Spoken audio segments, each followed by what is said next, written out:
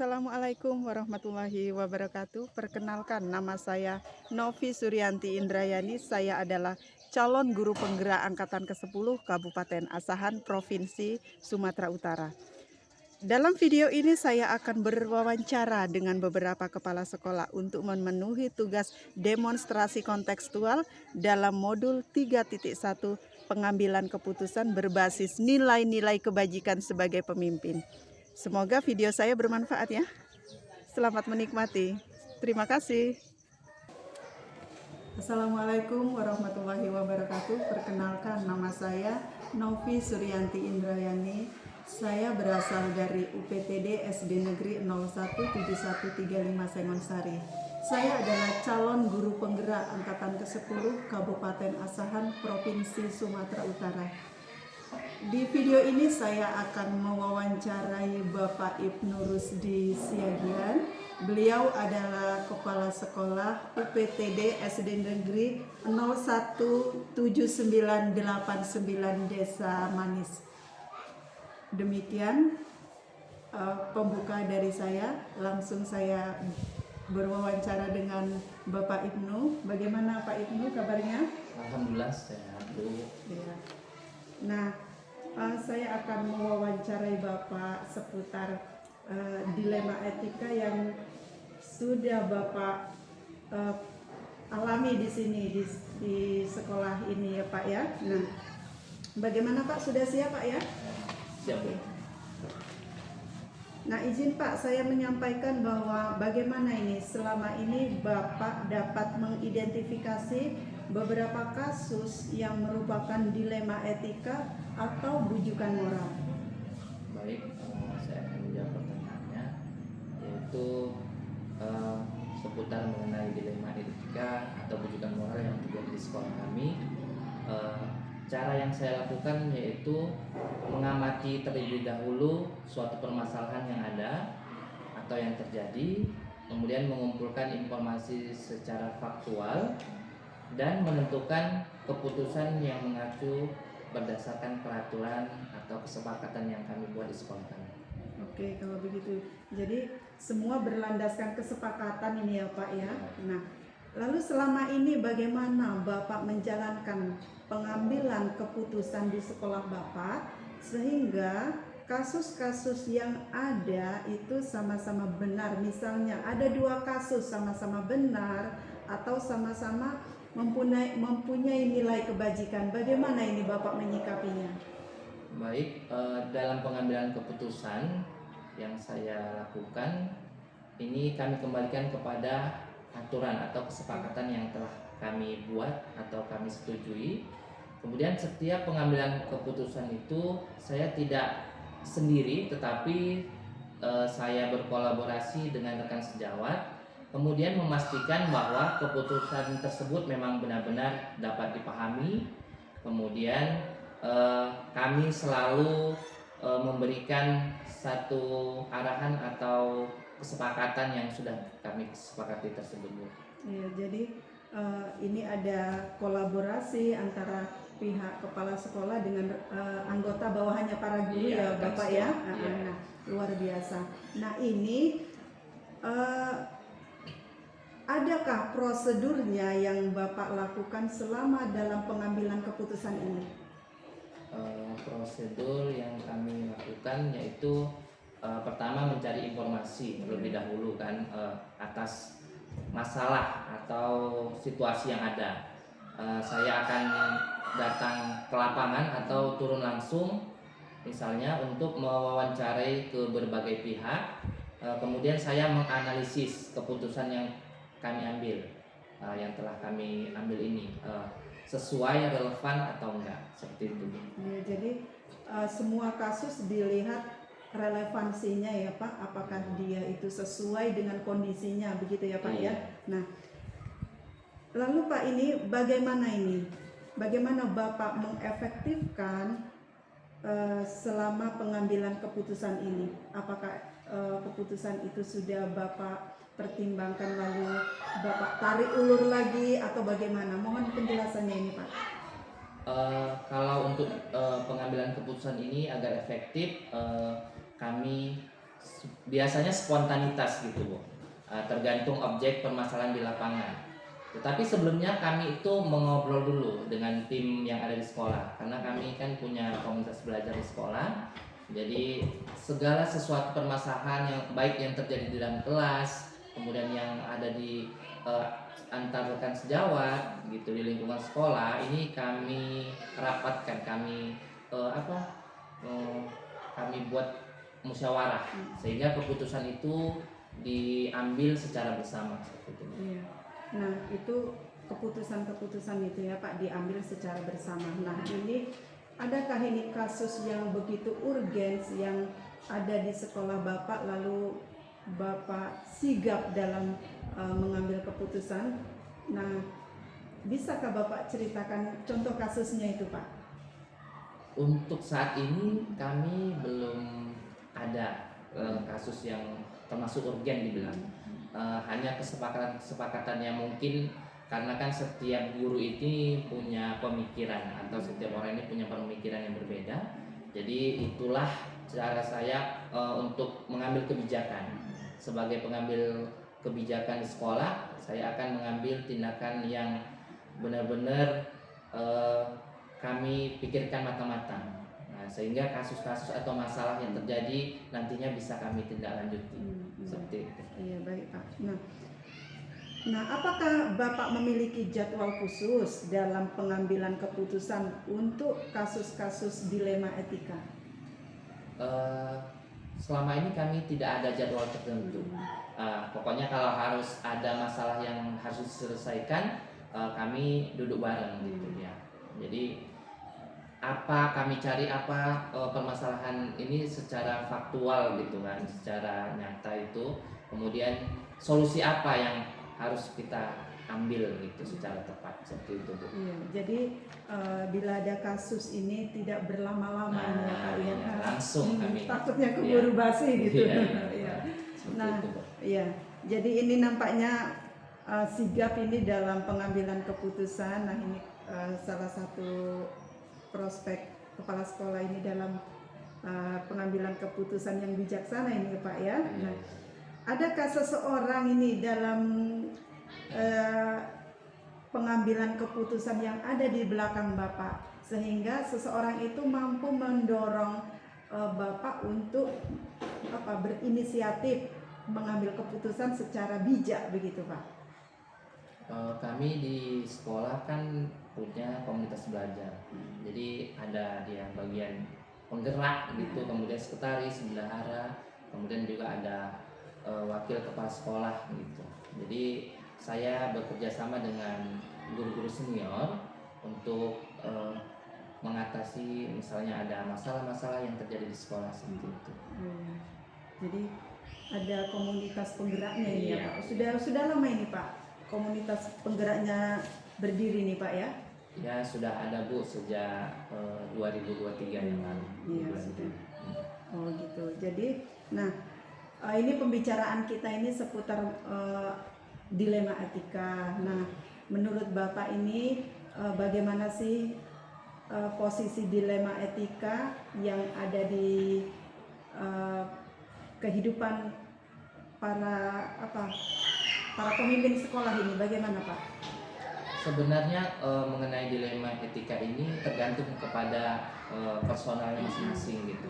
Jadi bagaimana mereka memanage tentang misalnya sekolah, tentang unit sendiri gitu kan, instansi pendidikan sendiri di satuan pendidikan masing-masing. Kalau seperti kami, yang penting dia setiap ada masalah itu kami kerjasama, berkolaborasi, menemukan bagaimana cara mengatasi masalah tersebut dan solusi yang terbaik.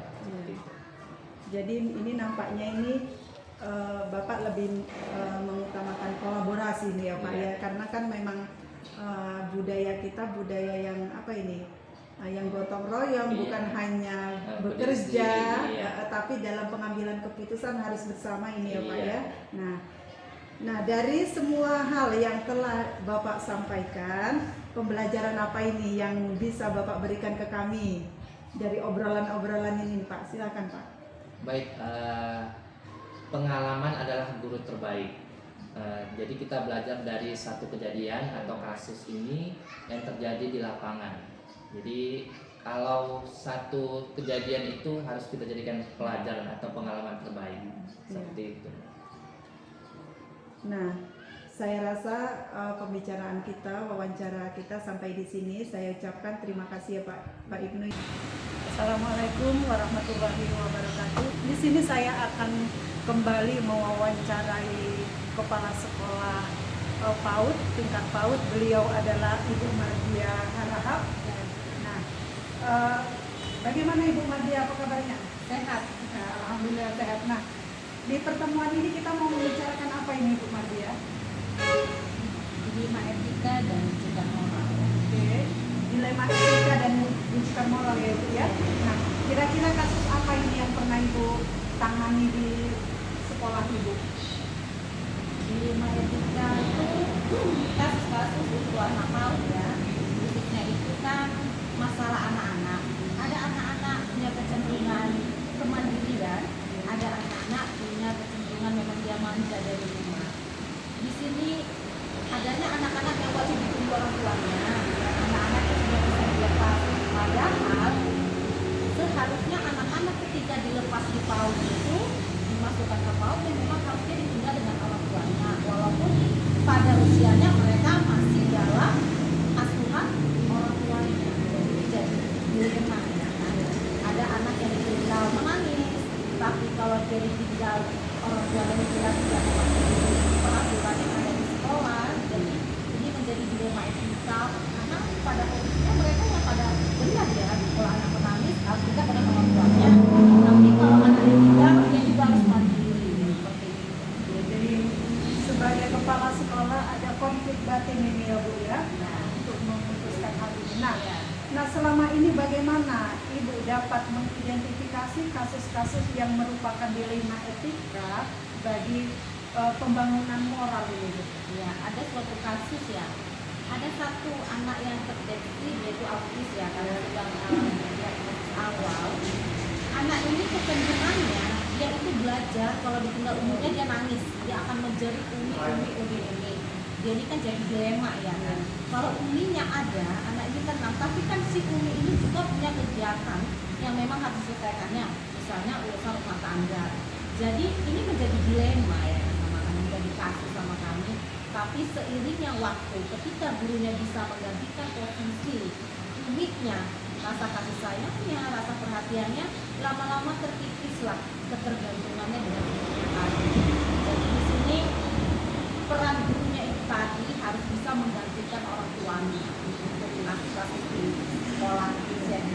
Jadi antara guru sama siswa harus ada chemistry Iya, ya Bu ya. jelas. Betul, Karena betul. ini ikatan batin harus kuat. Nah, luar biasa ini Bu Mardia. Nah, selama ini bagaimana Ibu Maria mengambil keputusan di sekolah, terutama itu untuk kasus-kasus di mana ada dua kepentingan, yang satu benar dan yang satu sama-sama punya nilai kebajikan. Bagaimana ini Bu? Kalau masalah kayak gini mungkin kita akan berpikir kata-kata bijaksana ya, bijaksana. Kalau bijaksana itu kita tidak merugikan siapapun, tapi kita akan berlapang dada.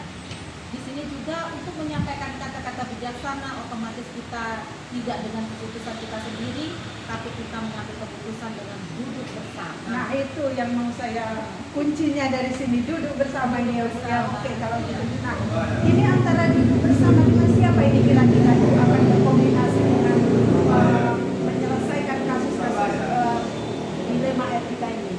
Dilema etika ini terangkum dalam kegiatan parenting orang tua ini kan biasa sebulan sekali ya, bisa juga kita masukkan ke PA group, bisa juga kita undang orang tua dalam parenting orang tua. Jadi sifatnya ini si orang tua lebih terbuka, kami yang punya kepentingan pendidik pun lebih terbuka. Jadi sama-samalah kebijaksanaan yang diambil ini tidak merugikan siapapun, karena kan posisinya benar dan benar.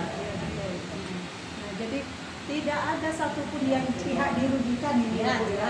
Betul. Nah, lalu Ibu, langkah-langkah apa atau prosedur seperti apa yang Ibu lakukan untuk penanganan kasus yang selama ini Ibu hadapi? Kalau kasus yang saya hadapi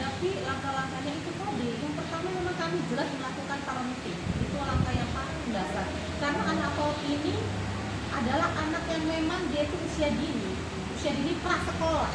Otomatis kalau prasekolah ini wajiblah parentingnya ada. Setelah parenting yang langkah kedua itu kami bikin PA group tadi. Yang langkah ketiga itu ada langkah-langkah di mana itu ada satu hari anak-anak itu dan orang tua seperti berkumpul di hari Sabtu ya, itu seperti pengembangan diri itu. Biasanya kan anak-anak kumpul, orang tua kumpul di situ lah seperti sebuah wadah ya kan. Otomatis gurunya curhat, orang tua curhat. Ada keterbukaan antara kepala sekolah dengan guru dengan orang tua murid ya kan. Nah, luar biasa. Ini kolaborasi yang hebat ini. Iya, iya. Nah, lalu bagaimana ini Bu Mardia? Hal-hal apa saja yang selama ini Ibu anggap efektif dalam pengambilan keputusan pada kasus-kasus dilema etika ini? Kasus yang Ibu anggap efektif ini bagaimana? Kalau kasus yang paling efektif itu ya saya harus mengambil keputusan nyaman untuk orang tua dan nyaman untuk saya. Makanya saya bilang tadi ada kata-kata bijaksana itu tadi. Bagaimanapun anak usia prasekolah ini ketika dia dititipkan pasti awalnya tidak nyaman, ya kan? Apa sih yang membuat anak ini nyaman? Ya, yang membuat anak ini nyaman gurunya. Saya sebagai punya kepentingan pendidik harus menjadi seolah-olah seperti orang tua. Makanya dikatakan seorang petinggi guru itu punya nilai kesabaran yang berlebih. Ketika memang ada nilai kesabaran yang berlebih, disitulah memang pendidikan itu berhasil, khususnya di sekolah usia dini. Ya, jadi seorang guru PAUD ini punya apa? Harus punya nilai lebih ya. Salah satunya mencuri nilai hati, mencuri hati. Iya, mencuri hati anak-anak. Nah, kadang-kadang anak-anak ini kan emosinya belum stabil, lalu egonya ini juga belum stabil. Jadi disitulah letak guru-guru PAUD ini bagaimana untuk mencuri hati dan masuk ke kehidupan mereka ya Bu ya. Oke, kalau begitu. Nah, apakah ada atau apakah Ibu memiliki sebuah tatkala atau jadwal tertentu dalam sebuah penyelesaian masalah etika? Apakah Ibu langsung menyelesaikan di tempat atau tunggu esok-esok hari aja lah begitu? Biasanya misalnya ada sebuah pelaporan tentang anak ya kan. Oh, anak saya dianiaya, dibuang ininya, anak saya nggak terima dong. Dan ada orang tua mengkonfrontasi. Ketika orang tua si anak ini datang bersama, memang masalah itu harus selesaikan hari ini juga. Tetapi ketika ada salah satu orang yang datang dan yang satunya tidak datang dengan alasan, pasti ada penundaan esok harinya dan keduanya memang wajib didudukkan. Karena kita akan mencari pembenaran keduanya kan pasti ada ya, mencari jalan keluarnya. Kan kalau sudah didudukkan antara adanya si B anak yang bermasalah, otomatis kan kita tahu dari mana asal muasal. Kalau anak PAUD ini kan berkisar pada masalah keusilan. Kadang orang tuanya nggak terima anaknya diusil, padahal si anaknya juga punya usilan sama dengan anaknya dia. Nah, jadi ini sebenarnya penyelesaian kasusnya ini dilihat fleksibel ini ya Bu ya, disesuaikan dengan waktu dan kondisi ya. Oke.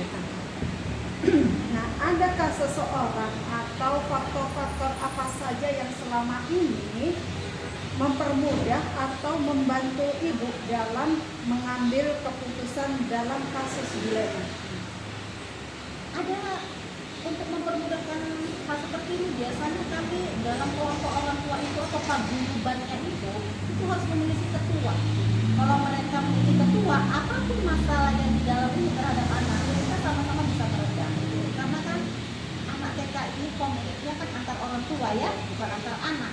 Jadi ketika ada paguyubannya terbentuk, ada ketuanya, mereka selalu mengatakan ke ketuanya dan ketuanya menyampaikan ke gurunya. Jadi memang mereka berkolaborasi karena yang diasuh ini anak. Nah, luar biasa ini Bu Mardian. Waktu yang singkat tapi padat dan mencurahkan semua energi untuk dilema-dilema etika yang kita bahas. Nah, dari pembicaraan ini apa yang mau Ibu sampaikan terkait dari pengalaman Ibu untuk mengambil keputusan dilema etika ini? Ya. Dalam setiap pengambilan keputusan, apalagi masalah dilema etika untuk pendidikan anak usia dini, kita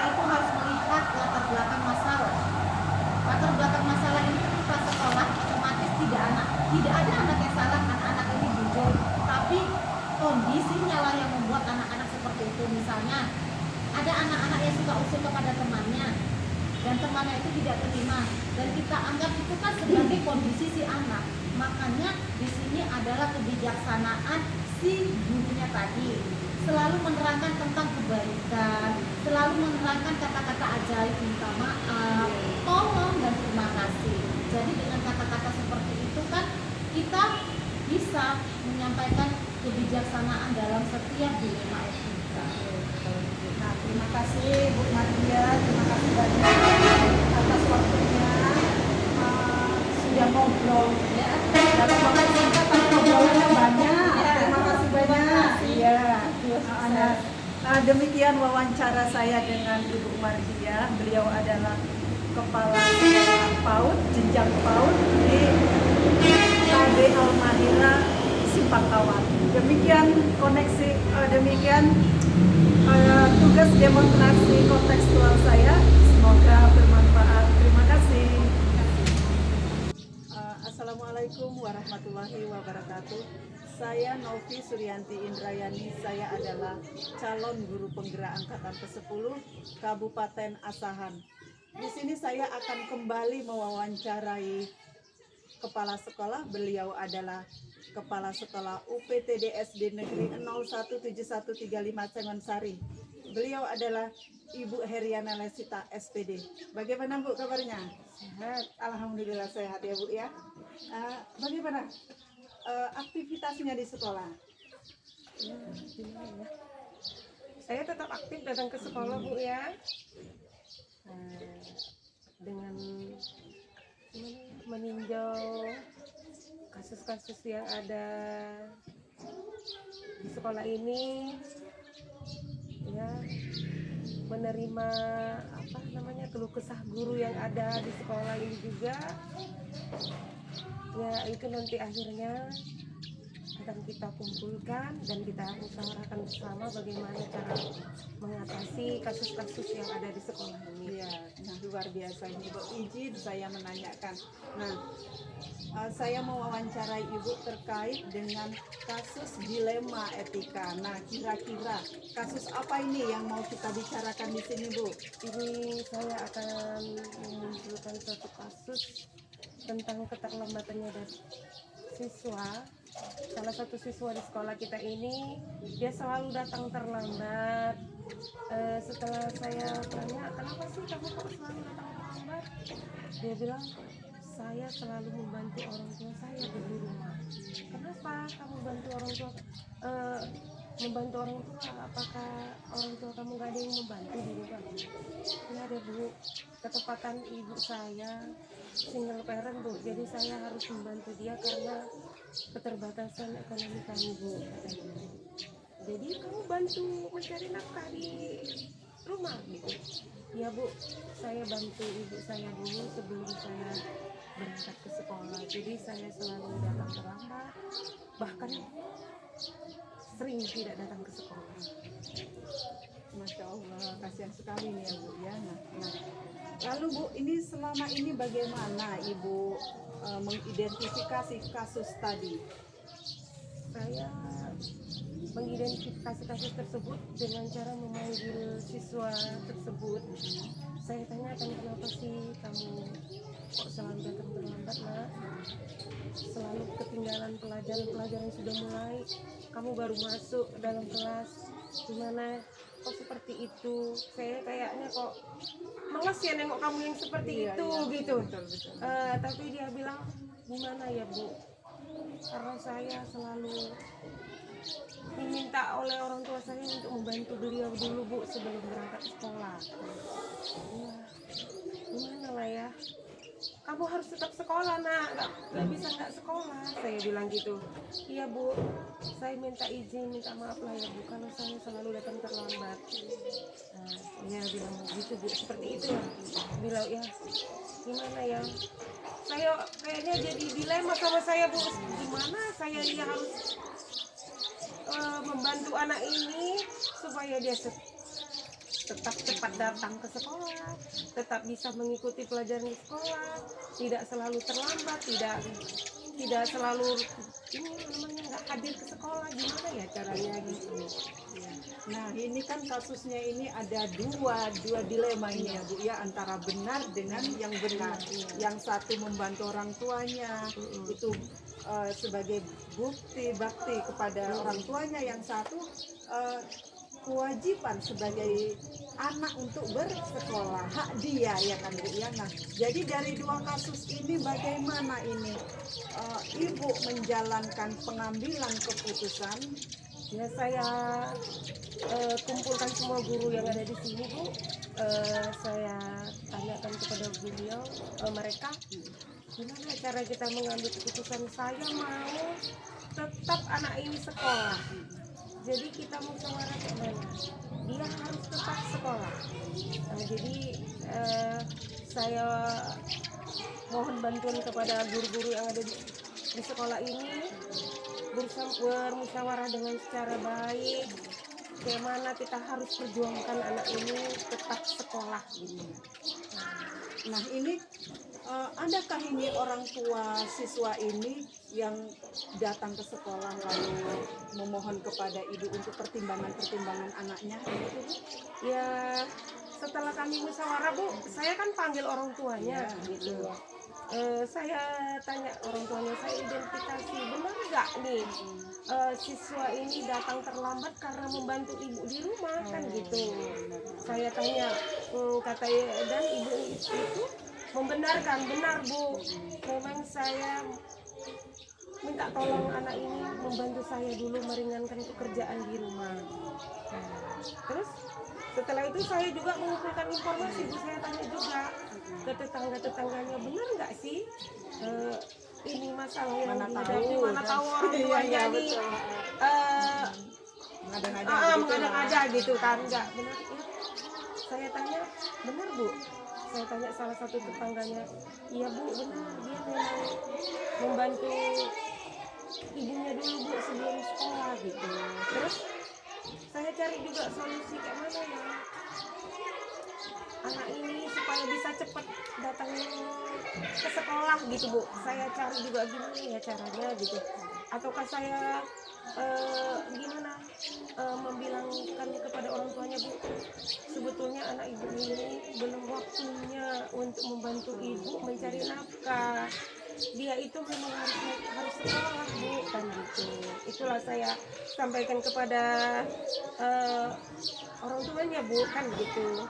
Setelah itu saya nggak bosan juga lagi Bu, saya cari juga bukti-bukti yang kuat gitu. Bener nggak nih, saya takutnya mungkin saya tanya salah satu anggota tetangganya, bisa aja juga nanti dia mengada-ngada kan gitu. Jadi saya cari juga bukti yang kuat. Saya tanya lagi beberapa tetangganya. Nah, memang tetap itu Bu keputusannya. Dia bilang juga dia membantu orang tuanya dulu Bu sebelum pergi ke sekolah. Nah, setelah itu saya konsultasi pada ahlinya. Atasan saya kan ada, di atas saya tanya, Bu gimana ya Bu mengatasi salah seorang siswa saya ada Bu, dia selalu datang terlambat ke sekolah, kadang-kadang bahkan dia tidak datang ke sekolah. Dia katanya Bu di rumah membantu orang tuanya mencari nafkah dulu Bu. Datang ibu beliau mengasih pandangan sama saya gini, Bu, ibu tetap kasih pandangan yang gimana sama orang tuanya. Anaknya bahwa memang anaknya itu waktunya masih belajar, bukan untuk mencari nafkah. Jadi ibu harus pandai-pandai menyampaikan kepada orang tuanya ya Bu. Nah ibu beliau itu menyampaikan perkataannya seperti itu sama saya Bu. Cuma gimana ya, saya juga harus ngambil keputusan itu kan Bu. Iya. Tapi keputusan saya tetap anak itu harus tetap sekolah. Saya nggak mau anak itu nggak sekolah gitu. Jadi dari beberapa solusi ini diantaranya ini kolaborasi dengan orang tua ya Bu, bicara empat mata ini ya, bicara dari hati ke hati dengan orang tua murid sehingga mereka bisa tahu hak dan kewajiban anak ini ya Bu ya. Nah luar biasa. Nah ini lalu Bu, adakah ini prosedurnya, prosedur Ibu yang Ibu lakukan untuk pengambilan keputusan selama ini? Ya, saya tidak merasa tidak melawan rasa kemanusiaan ya. Saya tetap bermusyawarah kepada guru, terutama wali kelasnya. Saya bilang, Bu, anak tersebut jangan selalu ibu hukum kalau dia datang terlambat. Jangan ibu marahi kalau dia datang terlambat. Memang anak ini selalu membantu meringankan beban orang tuanya di rumah. Jadi saya harap kita sama-sama, Bu, mengapa anak tersebut, supaya anak ini bisa lepas dari rasa tekanan yang misalnya beliau harus membantu orang tua sebelum berangkat ke sekolah. Kalau bisa dia harus lepas dari beban membantu orang tua di rumah ini. Bu ya, tadi kita berbicara tentang prosedur ini ya kan. Nah lalu selanjutnya hal-hal apa ini yang Ibu anggap efektif dalam pengambilan keputusan dari kasus yang Ibu hadapi tadi? Bagi saya melaksanakan keputusan itu yang penting saya tidak melawan rasa kemanusiaan dan saya berpihak pada murid. Saya memperjuangkan murid tetap sekolah. Oke. Jadi dilema itu yang membuat Ibu mendorong untuk keberpihakan pada murid ya Bu ya. Iya luar biasa. Nah memang keputusan-keputusan itu memang harus dia berlandaskan kepada rasa kemanusiaan dan berpijak pada kepentingan murid ya Bu ya. Oke kalau gitu. Nah kira-kira hal-hal apa saja ini Bu yang selama ini menjadi tantangan Ibu dalam mengambil keputusan? Pertama, tantangan yang saya hadapi dari orang tua, Bu. Orang tuanya tetap menganggap saya dalam mengambil keputusan ini tetap merasa dia merugikan dia. Seharusnya dia kalau dibantu oleh anaknya ini bisa lebih cepat pekerjaannya. Karena anak saya paksa tetap harus sekolah, dia merasa dirugikan. Jadi sebenarnya tantangan itu dari orang tuanya ya Bu dari ya. orang tuanya.